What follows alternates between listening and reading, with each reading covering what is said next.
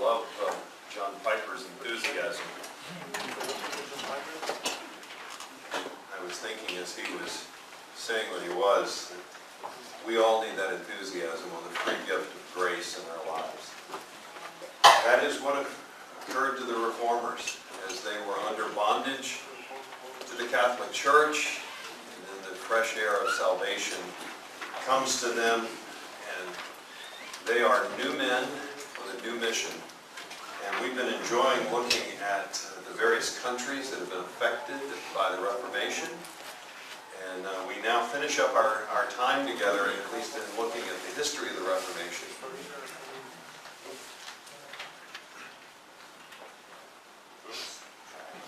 Is he picking my pocket?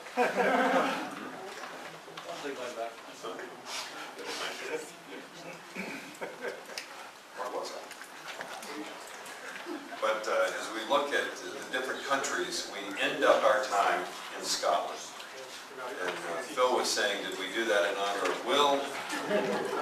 No, I had to split over the end of the 16th century and come in a little bit of the 17th. So there is some chronology to this. But Will, if you're honored by this, we're grateful. So here we go. So I want to dim the lights just a little bit. See the screen better? So we now come to the Scottish Reformation. And it's exciting to recognize, as you look at some of these individual countries going through the experience that they are having, how in many ways they connect. John Knox was forged in his theology by his time in Geneva. And he was aided in a big way by his time under the teaching of John Calvin. And as the doors in Scotland spring open for the Reformation, and he returns to the nation, he's able to employ it. So some of these nations are influencing each other, and we get to enjoy and see some of that. As you look at John Knox's life, who is the primary leading individual in the Reformation in Scotland, you see the beauty of the providence of God. Events in Knox's life, in some cases very difficult circumstances, are all part of God's plan to lead to the pathway to this Reformation. In his preparation, in his associations, and as I said, even some of the hard things. Some authors have said there's probably no country who was deeper into the superstitions and mysticisms of the Catholic Church than the nation of Scotland. And so as I look to present to you what took place in the 16th century, I had to add with this a final piece to the story that has to do with what took place in the 17th century with the Covenanters.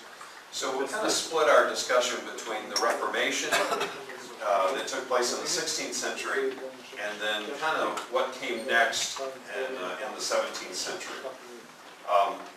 As we have said so many times, both Luther and Calvin played a significant role in influencing leaders in the Reformation in particular parts of the country. Or in Europe at the time, Martin Luther had a great influence over two of the earliest martyrs in Scottish history. You have both Wishart and Hamilton, who will be martyred for their preaching and standing up against the Catholic Church. They were influenced heavily by Luther and Calvin.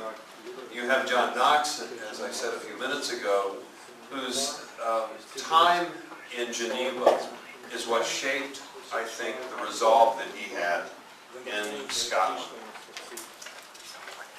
So, the very first Scottish martyr, this would have been a forerunner to the Reformation, is a young man named Patrick Hamilton. Patrick Hamilton, early in his life, discovered some of the things that Luther was talking about and teaching, and he went to the University of Wittenberg and studied there, was taught by Luther. He comes home as a fiery young preacher. He is speaking out against all of the corruption and the doctrinal error of the Catholic Church, and it doesn't go without notice. The Catholic Church observes what he has done as he comes back from Germany with an exciting message of the gospel of grace, preaching against Catholic doctrine, and they invite him to come in 1528 to St. Andrew's Castle. And there he will get to meet with Catholic dignitaries, and he's led there really under kind of false pretenses. He believes he's going to arrive there and to be able to answer questions and debate and give his positions on why he's doing what he's doing. They interview him over a series of days and in some ways trick him into talking more about the Reformation theology, acting as if they're being influenced by what he's saying. And frankly, what they're doing is building a case against him. He has a trial. They condemn him for his preaching. They condemn him for his preaching out against purgatory. They condemn him for saying man does not have free will. They condemn him for his criticisms of the Pope. And they sentence him to death and quickly execute him. And he becomes the very first martyr in Scottish Reformation history. We move forward by about 20 years. The next martyr early on the scene here is George Wishart. Wishart actually has an occasion to go and study in Geneva, and influenced very much like Patrick Hamilton was by Luther. He is influenced by Calvin, and he comes back to the Cambridge area, and as part of his studying there, he is employed by Henry VIII's men to be part of a team of Scottish people, Scottishmen, who would go and actually try to influence, they call it the rough wooing, but he is sent to try to influence the Queen at the time, Mary de Guise, to take her young daughter, who's also named Mary, and she is going to become, as we will know her, Mary Queen of Scots. But what Henry VIII is thinking of is he's trying to reunite England and Scotland. Scotland has been heavily influenced by the French, and so he's wanting to take the young daughter, this young Mary, and basically arrange a marriage with his young son, Edward VI, who we talked about this morning. Mary would have no part of it, and she sent her 5-year-old daughter to France to live, to get her out of the way of Henry VIII. But George Wishart was part of the group that went to try to influence this, and it did not happen, but it brought him back to Scotland. He is a fiery preacher. He has got the same message and gospel of grace. It does not go unnoticed. And the very cardinal who had taken Patrick Hamilton and captured him and tried him, condemned him, and executed him, the same exact cardinal, Cardinal Beaton, is the one who presides over the trial for George Wishart. Wishart is condemned. He's accused of all these things. He's condemned to death, and they are going to take him to the stake. When they do, it was customary then, when you were going to the stake to die by burning, it was customary and a kindness to have your executioner or your friends give you gunpowder. And the gunpowder would be put near your chest or near your head, so that when the flames of the fire would leap up and be strong, the gunpowder would ignite and hopefully kill you. Because then you wouldn't have to endure the flames and endure the agony of the fire. And so this takes place for George Wishart. But unfortunately, when the gunpowder goes off, it doesn't kill him. And he has to endure a very slow and agonizing death by fire. And his friends who watch this happen are appalled and angry. And so days later, they decide they are going to seek their revenge. And here is a young man who has such a pure heart, and he was so admired by the Scots who were following him and listening to his message, and happened to be one of the young men who was part of George Wishart's followers, was John Knox.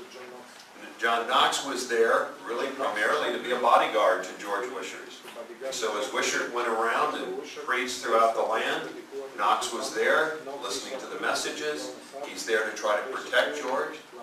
And so when it came time for his execution, not only was Knox appalled, but so were other of Wishart's friends.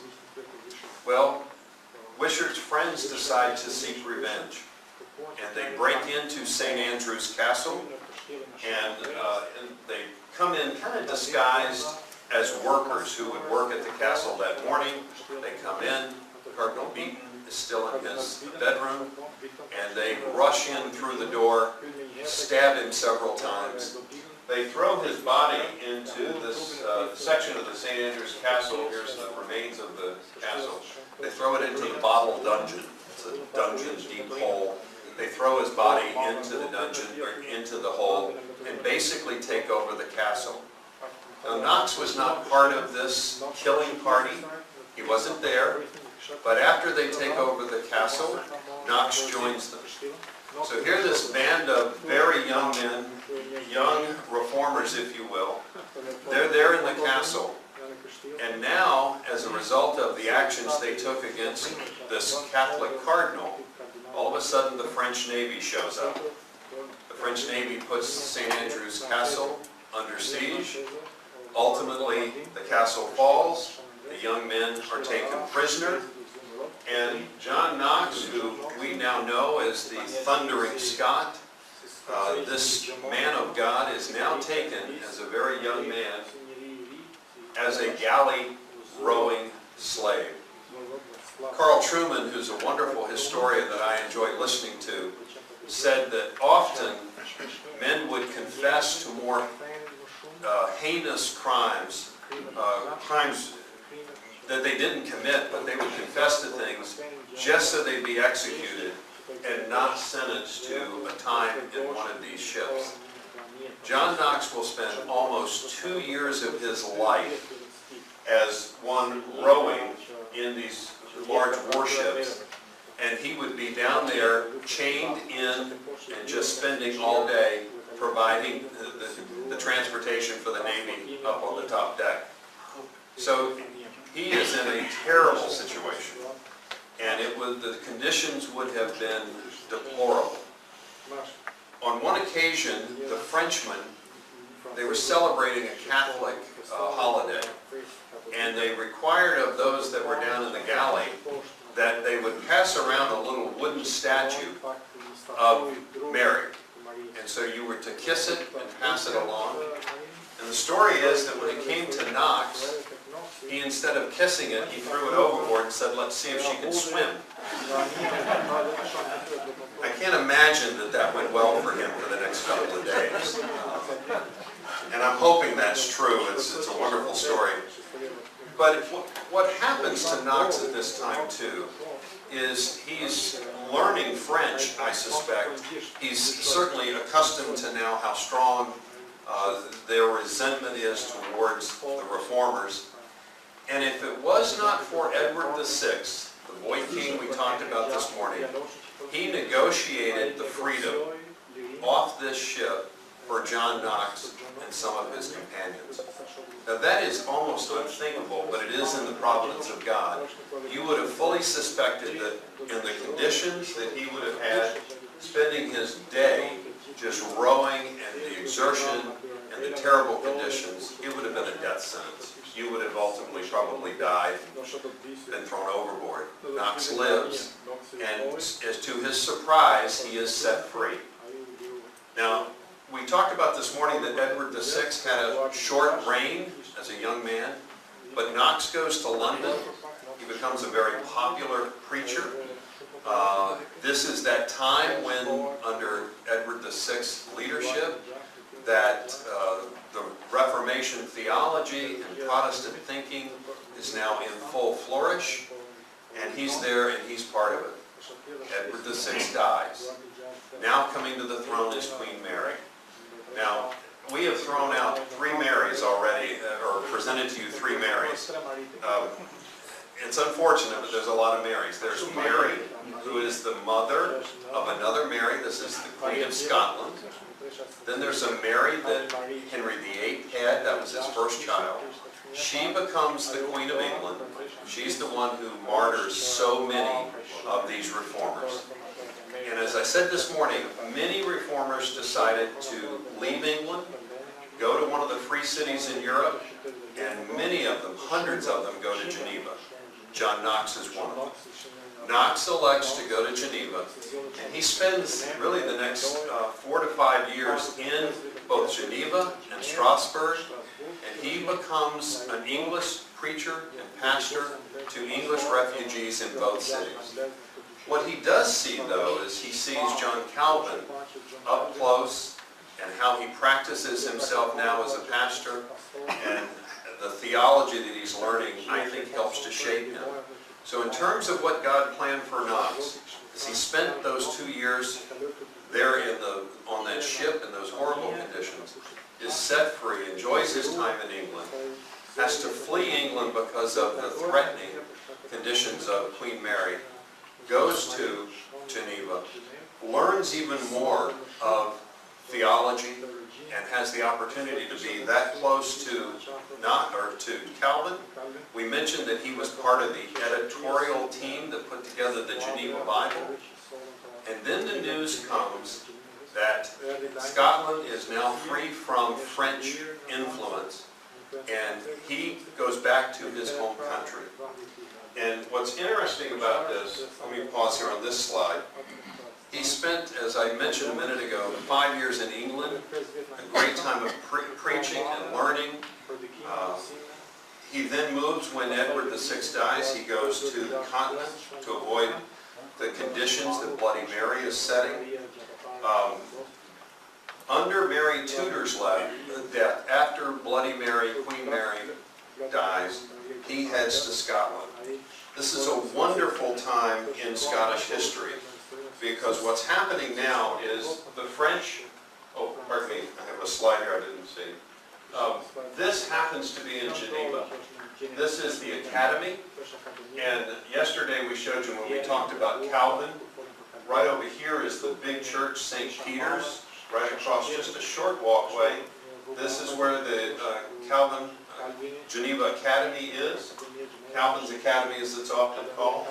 And this is the building that was used by Knox for preaching to the Englishmen on Sundays. This is where the Englishmen who were in Geneva had church. And so Knox is part of that. And here is a page from the Geneva Bible. So, I just realized something. There we go. We were now caught up. We had a slide that was not in my book. When Knox arrives in Scotland, he's going to have about 2 years before the great freedoms he's about to enjoy will be interrupted. But he comes back after Bloody Mary's death in England, goes to Scotland. He doesn't have to worry about being arrested. He'll have freedom there. He is welcomed by the Scots Parliament, and they ask of him to please create basically a doctrinal statement, because they are expelling the Catholics, the Catholic rule and reign there, primarily the French influence. They're expelling them, and they really want now to embrace Reformation theology.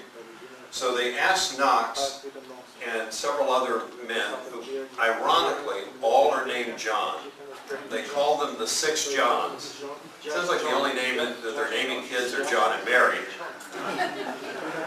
But the 6 Johns, in a matter of 4 days, put together the Scots Confession. And it is a doctrinal statement that will stand in Scotland for 100 years. It is not until the Westminster Confession comes out that they will adopt that. But it was that strong of a document. And it's basically Reformed theology. After Knox finishes that document, they immediately moved to ask him now to develop something that would be a manual for churches to use. We've pointed out a couple of times that if you look at a high level of what's taking place with the Reformation, You've got leaders who are very strong in what they believe. They're educated in the new theology. They're all energized. But if you think about the number of churches across the countryside who would have pastors who maybe are not as far along in this educational process, may not even agree with what's taking place.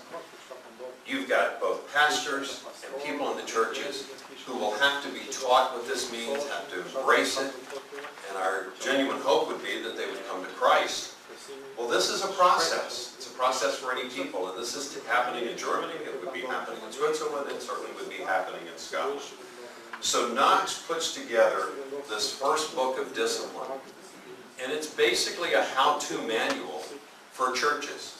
Let me just read you some of the things that this first book of discipline would have included. It would deal with doctrine. It would deal with the sacraments. It would deal with ministers and how do you elect pastors and elders. It would even deal with financial matters, what schools and universities would be recommended, how to handle church discipline and church policy. It even talks about how to elect elders and deacons. It really would provide the basis for how would you have and execute church life for people who are learning this. And so this book comes out, it is circulated. Knox puts basically here these admonishments to what they are doing with the book. Nothing must be admitted which God's plain word does not approve. Nothing must be rejected that God's word specifies. There must be no man-pleasing, but all must be according to the word. So Scotland is having the fresh air of the Reformation coming across the land. And then there is something that happens. 2 years into Knox being there and enjoying all these freedoms, there is in France the death of the husband of Mary, Queen of Scots. We know her as that, but she's, again, the daughter that they sent away at 5 years old to go to France to be protected from Henry VIII taking her and saving her for his son, Edward VI. This little girl grew up in nobility. She's very refined. She's educated. She has great grace. And she marries the future king of France. And as a very young man, he dies. Shortly after they are married, she elects, at this time when her mother dies in Scotland, rather than to rule France, she goes home to Scotland to become the Queen of Scotland. She becomes Mary, Queen of Scots. This little girl grows up. You think about that, that is amazing. She stepped away from being the Queen of France to become the Queen of Scotland. But she goes home. She is the mother, by the way, of King James. I'm going to try to keep all this simple because it gets kind of complicated with, who belongs to whom. But she bears one son, and it's King James. When she comes back with an entire navy accompanying her. Knox is there in Scotland. He's been there for 2 years. Things are going so well. And then Mary, Queen of Scots, arrives back to claim her rightful place to the throne. And she is ushered in to Scotland. Knox said he would have rather seen 10,000 soldiers arrive in Scotland than to have one mass set on Scottish soil. And the great fear of having her back is she is a staunch Catholic. She does come back and try to be careful that her Catholic, her religion, being Catholic, she's very careful that she doesn't force that on the people. But Knox even raises objections to her in the privacy of what she does in her own chambers, in her own castle, Holyrood Castle. He raises objections to even having her say Mass privately. He and her will clash. There are a number of meetings they have. Several times she breaks down in tears because he is admonishing her on how to be as a leader and what they feel as a Scottish people with their theology. There's an interesting bit to the story, which isn't necessarily something about Reformation history, but it does cause her to have to leave the country. She marries a Scottish man in Scotland, and she brings with her a secretary, and then, more like an assistant, and he's an Italian, and her husband fears that there's something going on between her and the Italian secretary or administrator, and he has him killed right in front of Mary, who is pregnant, very pregnant with King James. Queen Mary is so absolutely upset that she seeks her revenge a few months later by inviting her husband and several of his friends to a dinner. And it was an explosive evening. She had the room they were in filled with dynamite. And she blew up her husband and his friends. They died. Now she finds herself having to run for her life for having to escape the country. So where does she escape to? She escapes to London, and she now comes under the care of Queen Elizabeth. And as part of this, Elizabeth puts her in basically kind of confinement, and it won't be too long before Elizabeth executes her for fear that one day she can make a claim to the English crown. So this young girl has quite a short history of ruling Scotland, but she did provide for Knox some tense moments. He was fearful that Catholicism would come back to the country. And remember, because as we keep saying this, is there would still be, whether it be England or Scotland, those who would probably still be drawn to Catholicism. So Knox understood there would be great confusion over having a Catholic queen again. So this is him admonishing her, painting of it. And here are some artist renderings of her. She one time broke down in tears in front of Knox as he was admonishing her. Let's maybe say he was scolding her. And she broke down in tears, and he says, "I can't stand it when my own children cry. Please, you don't cry either." But he admonished her, and he wrote a paper, and it was really directed at Bloody Mary. Again, back to another Mary. And when he was still in Geneva, he wrote a paper on how absolutely disastrous it is if you have a woman leader. And he intended this to be a document blasting Bloody Mary. Remember, Bloody Mary has now, in her reign, killed almost 400 Protestants by execution just for being a Protestant. And so he writes this to really outline how horrible it is to have this woman under those conditions. Well, he does this without Calvin knowing about it. And Calvin said later he would have wished he had never written it. But what happened, because Knox wrote this flyer, is that he was never allowed in England. Queen Elizabeth took it as such an affront to her leadership that she never allowed Knox to ever come into England.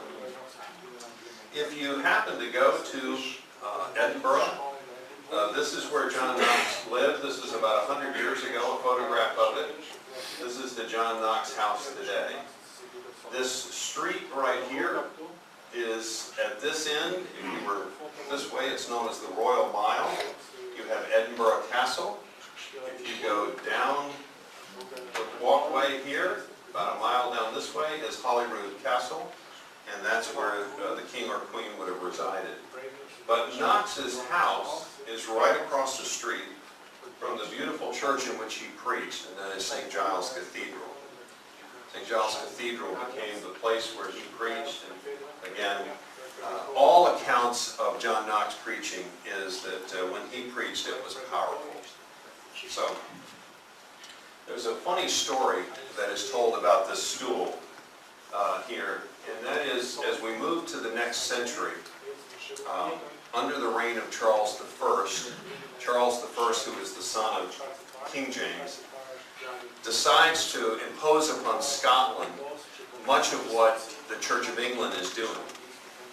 Scotland had enjoyed great freedoms and wanted their independence. They did not want to be part of what the Church of England is doing. Charles I is forcing enforcing it. And so there is a lady sitting in the audience as one of the preachers who comes into the pulpit at St. Giles starts reading from the prayer book from England. And this lady is so upset that she stands up, takes the stool she's sitting on, and throws it at him. Have any of you had that happen in a service where you've been preaching? So she throws the stool, and this just once, right? She throws this stool. This is in the National Museum in Edinburgh. But the church itself is just beautiful. And I want to show you too, in the National Museum, this is Knox's actual pulpit that he preached from. So if you go to the National Museum in Edinburgh, you will get to see that. What Knox said of his own preaching and being called to preach as an appointment from God, he said, "It has pleased God of his superabundant grace to make me, most wretched of many thousands, a witness, a minister, and a preacher. His authority came from the conviction that preaching is God's work, the message is in his word, and he was sure the Holy Spirit would honor it."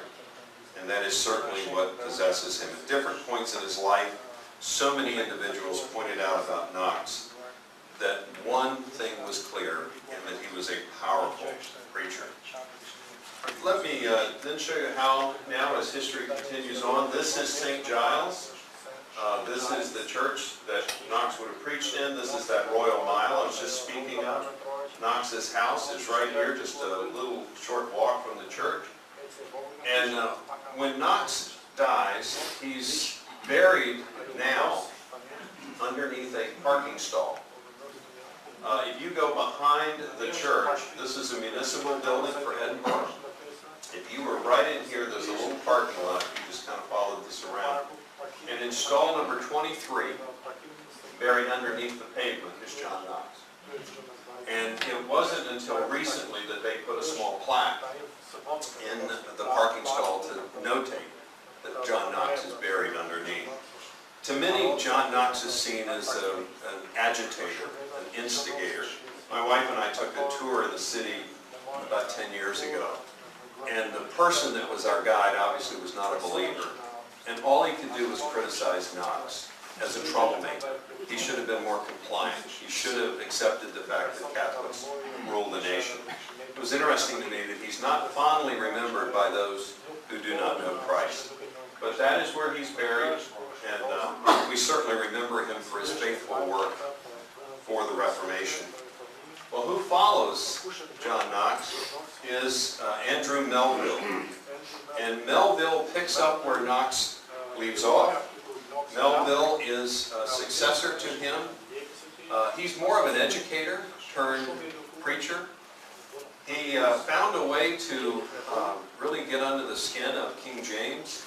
He told James that there are two kingdoms on this earth, one in which you as king are subject to King Jesus, and the other in which the subjects in your country are loyal to you.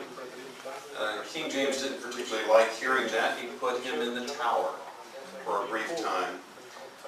But Melville is remembered as the successor to John Knox. I want to move here in our few remaining minutes. This is what happens in terms of the ruling class in Scotland. This is King James. This is the son of Mary, Queen of Scots, the one who blew up her husband and fled to England. As a young baby, when she flees, he is 18 months old, or he's born, and 18 months later, here is an infant who is crowned King of Scotland. And John Knox did his coronation message. And so he grows up, King James, as a baby, young man, now a young leader. He grows up in Scotland under the careful attention of a Presbyterian pastor whose last name was Buchanan. It was Buchanan's harsh training of King James that gave James a real distaste, did not like Presbyterians, didn't like their form of church government.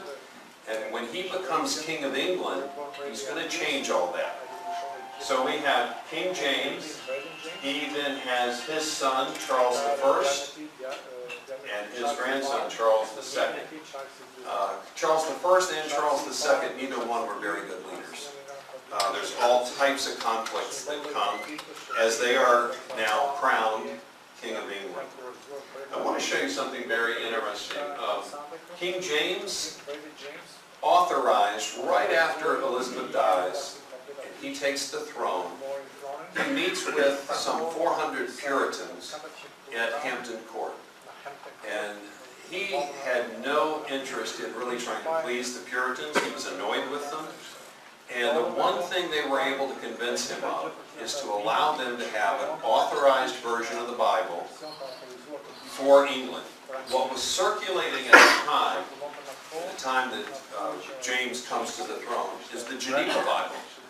And because of the study notes, which he felt were unkind to church offices and to him as a king, he wanted no part of a study Bible.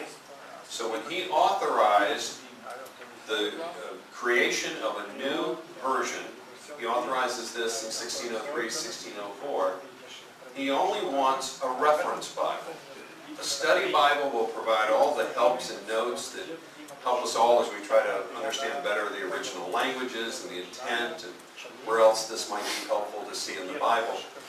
In a reference Bible, the only thing they can do is maybe clarify a word in the original or show another reference where that verse would apply just as another reference, but it doesn't make any commentary whatsoever. That's what he wanted in the King James Bible, that he would have as the authorized version.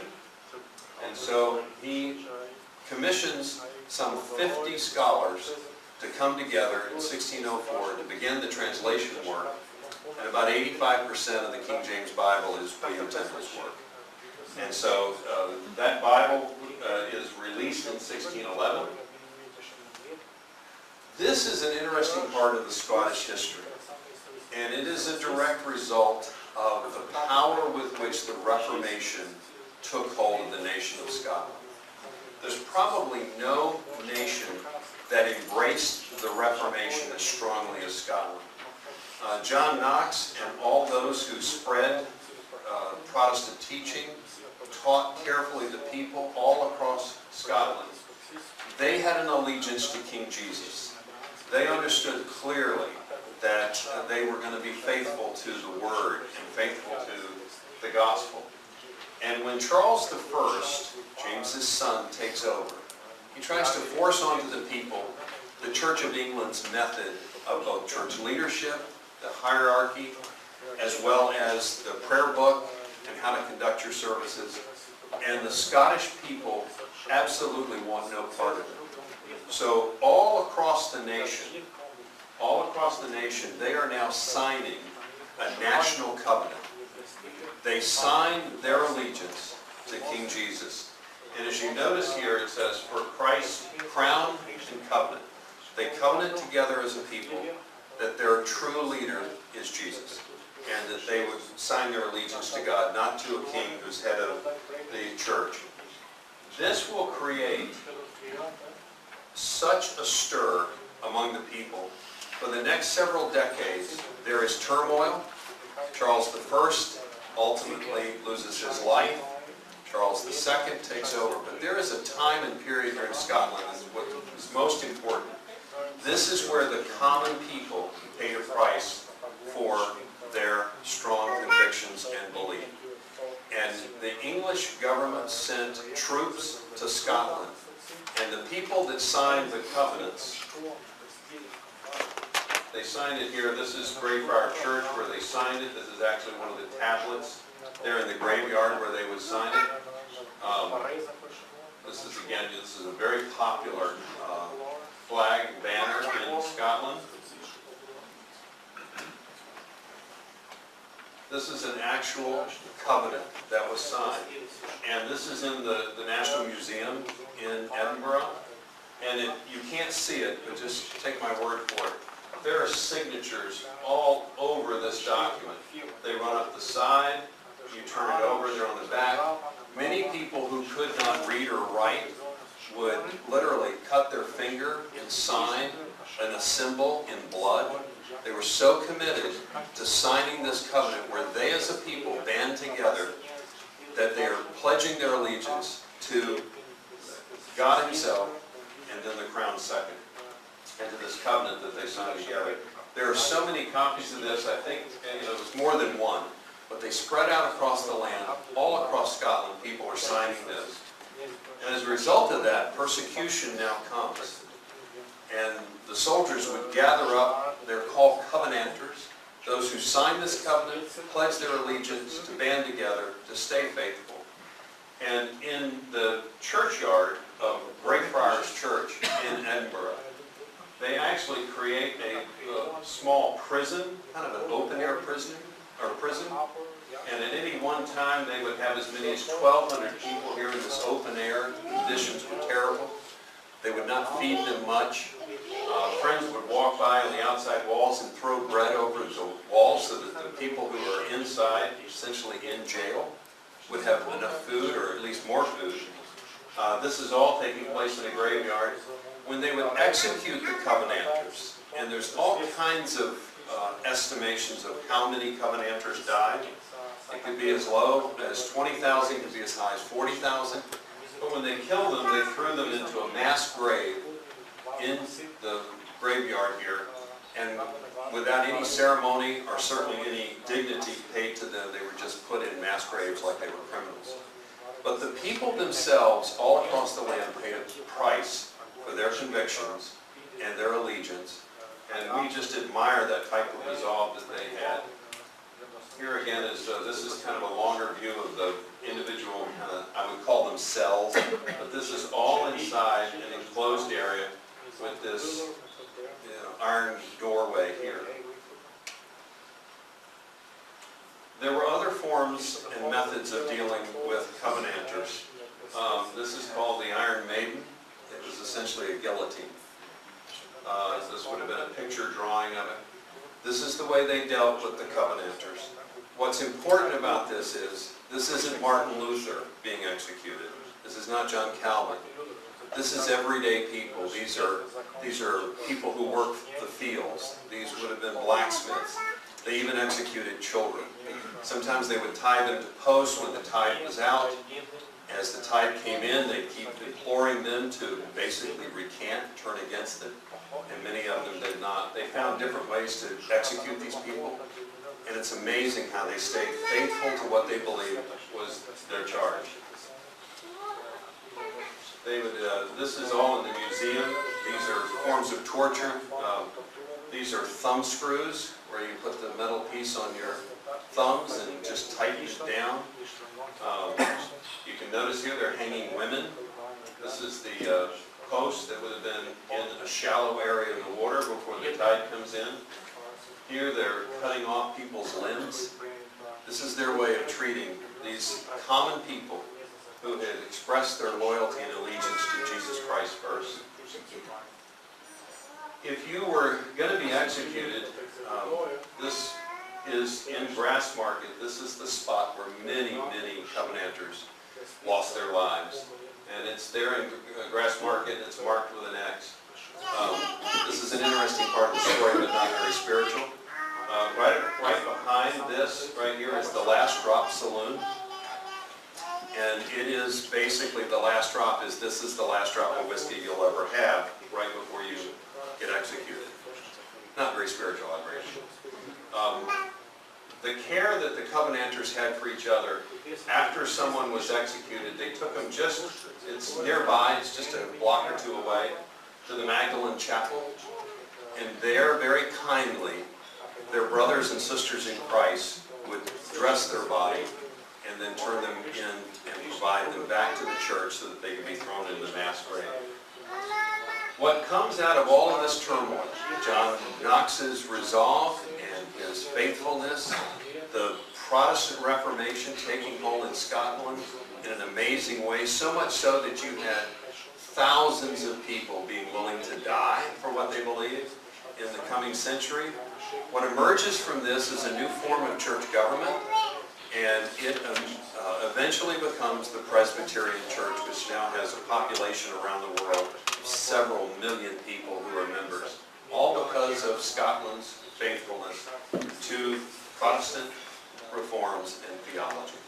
So that is the close of the story for Scotland. And Will, did I do an okay job on that? You would be a covenanter, right? If I had the guts. That's true. He said if he had the courage, I think God's grace would certainly be there for all of us.